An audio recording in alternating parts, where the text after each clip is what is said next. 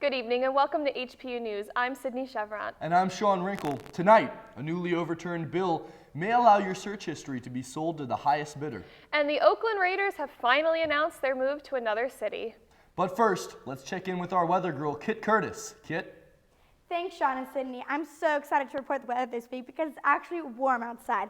First, let's take a look at our pressure map. As you can see here, these low pressure systems that are in our area, that's actually giving us all that rain. And the high pressure systems are nowhere near us, so we are coming into that spring time of year where we're going to be getting some showers. And for our national weather, as you can see over here in the northwest, it's still kind of cold, but 40s and 50s, definitely better than it was earlier in the month. In the Midwest area, we have high 40s, low 50s, and then down south, near Texas, there's 70s and 60s. And then in New England, it's still pretty chilly up there for all those people from New Jersey. We got some 35s and then 45s. And then over here, what we're experiencing is going to be 50s, 60s, so definitely a lot warmer than it's been. And then from my hometown here in Florida, we have nice 80 degrees. I'm so proud to represent. And then for our 7-day forecast, we've experienced some showers, but then also on Friday, there's going to be some thunderstorms with a high of 73 and a low 50. Saturday and Sunday, we have a great weekend coming up. It's going to be low 70s, so it's going to be cool, but not too cool. It's going to be perfect weather. And then on Monday and Tuesday, there are going to be some showers with a high 60s, low 59, and then on Tuesday, high 76 and low 52, so a little warmer. On Wednesday, it's going to be warm but still cloudy with a high of 74 and a low of 51. And Thursday, those showers will be back with a high of 67 and a low of 45. So don't forget your rain jackets this week. You'll definitely need them, but it will be a lot warmer. Back to you guys. Thanks, Kit. Spring is definitely here with the on and off showers and sun, but let's hope for more sun, though.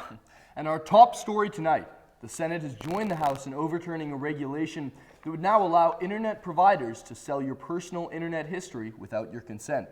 Social media giants and search engines like Google and Facebook have collected and sold consumer data for years, but internet service providers can now collect information from various devices, matching the identity and browsing data of a consumer regardless of device. The Center for Democracy and Technology argues that Congress, quote, voted to erase basic privacy protections for Americans in favor of the internet service providers' bottom line, end quote. And in the aftermath of a failed GOP alternative to the Affordable Care Act, Senator Bernie Sanders is once again introducing a bill that proposes a single-payer health care system for all, similar to those in Sweden, the United Kingdom, Spain, and Canada. Sanders has long advocated both universal health care and a single-payer system, and despite the United States' historical reliance on privatization, the popularity of Sanders' proposal has grown exponentially, with 58% of Americans favoring a federally funded health care system in a Gallup poll. Elon Musk announced a new startup company that sounds straight out of a sci-fi film. The company, called Neuralink, will focus on technological innovation, allowing connection between computers and brains, Musk says. This field of study has seen an explosion in Silicon Valley, with several similar startups being announced this year. Musk, whose financial success is derived from solar power, electric vehicles, and space technology, had been planning this company for some time, referencing the concept of Neuralink in speeches as far back as 2012. Well, that sounds like a bold, futuristic project, but I think it could probably help out society some. Toby, what do you think? Honestly, guys, it sounds like something that came out of the movie Transcendent, so I don't know how I feel about it. Well, anyway, welcome to your campus update. Right now, college is stressful, but you can always take a moment to relax and listen to our spring percussion concert tomorrow, March 31st at 7:30 at the Hayworth Fine Arts Center. April is just around the corner, which means the Autism Awareness Month bake sale is also upon us. Don't miss out on these delicious treats on April 4th and 5th from 5 p.m. to 7 p.m. and from 11 a.m. to 1 p.m. by the philanthropy tables. Also coming up in April is the 3rd annual Passover Interfaith Seder on April 12th at 7 p.m. in the Wilson Ballroom. Many people at High Point come from different religions and different backgrounds. To celebrate our diversity, our Global Student Association is holding their International Festival. That's all I have for you guys. Have a great week, and back to you guys at the desk.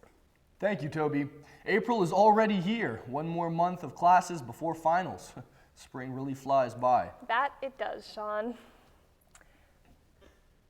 And with spring finally here, is the infamous HB2 looking to go through some spring cleaning?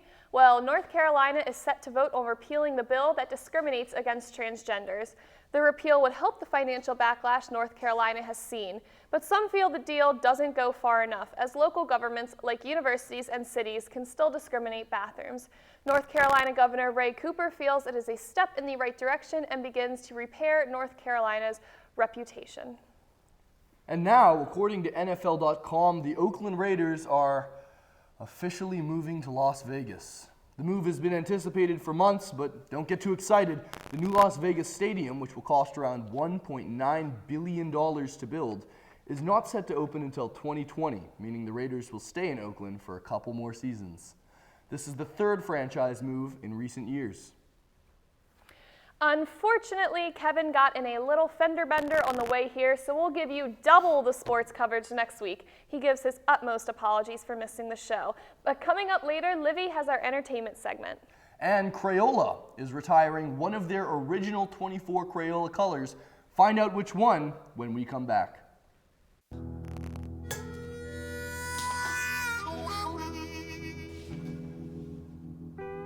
Get caught buzz driving, and you could do some hard time. Craig, knock it off. Sorry, Mom. It could cost you around $10,000 in fines, legal fees, and increased insurance rates. And that could set you back a few years. Buzzed, busted, and broke. Because buzz driving is drunk driving. Ma.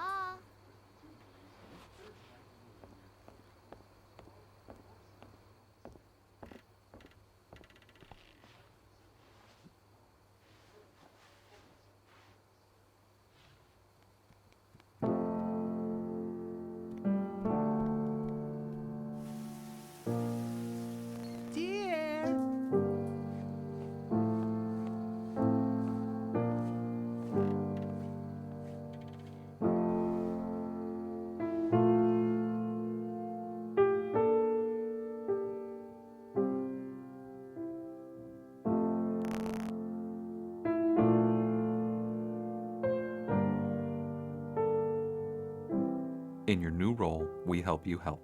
Visit aarp.org/caregiving for information on how to provide even better care for the person who once took care of you.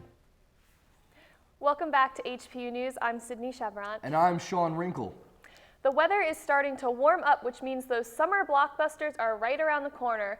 With more happening in pop culture, we have our own Livy Beaner. Livy? Thanks, guys. Well, it finally feels like spring here at HPU, which means no more gloomy winter music. And it's officially over, and the race for summer anthems begins. Drake released more life last week with collabs with 2 Chainz, Young Thug, and even Kanye West. Trey Songz released Tremaine the Album. This is the R&B artist's 7th studio album. The Chainsmokers have also released their 3rd single in a month. The One was released Monday and is almost also confirming a first full-length studio album in their near future. And despite Russia's age restrictions and angry mothers boycotting Disney World, Beauty and the Beast came in #1 in the box office, with almost triple the weekend gross of second-place Power Rangers. Beauty and the Beast received glowing reviews all across the board, and the controversial gay character scene was most certainly outshone by an all-around spectacular live-action film. And to finish out the box office, sitting in 3rd remains Kong Skull Island. And 13 Reasons Why will be available on Netflix tomorrow. Produced by Selena Gomez, the popular book has finally been taken to the screen. The story is told from the perspective of a teenage girl named Hannah who ended her own life, but leaves a series of tapes to a boy named Clay. Clay is then left to piece together the haunting truth about her death. Now that's all I have for you this week. Back to you guys. Thanks, Livy. Every year it feels like the summer anthems and blockbusters come out a little earlier. Let's see if this year falls in line as well. A Fresno, California mom who overcame the odds by beating cancer while pregnant has died shortly after giving birth to twins. Jamie Snyder, a 30-year-old woman, was diagnosed with cervical cancer before learning she was pregnant, but overcame it. Then, while she was pregnant, she learned the cancer had returned. On March 17th, the day after she had a C-section to deliver the twins and a radial hysterectomy, she passed of congenital heart failure. When the twins are healthy enough, they will be taken to New Hampshire to be with their father. And sad news now for all you doodlers out there. Yes, a day ahead of National Crayon Day, Crayola officially announced today that Dandelion will be leaving the famous 24-pack to make room for a new color. Crayola will announce the new color replacing Dandelion via Facebook Live tomorrow at 8:45 a.m., so don't miss that. Well, we thank you for joining us for tonight's broadcast of HPU News. Join us again next week with Dave and Jocelyn here at the desk. Until next time, I'm Sydney Chevron. And I'm Sean Wrinkle. You have a good night and stay classy, High Point.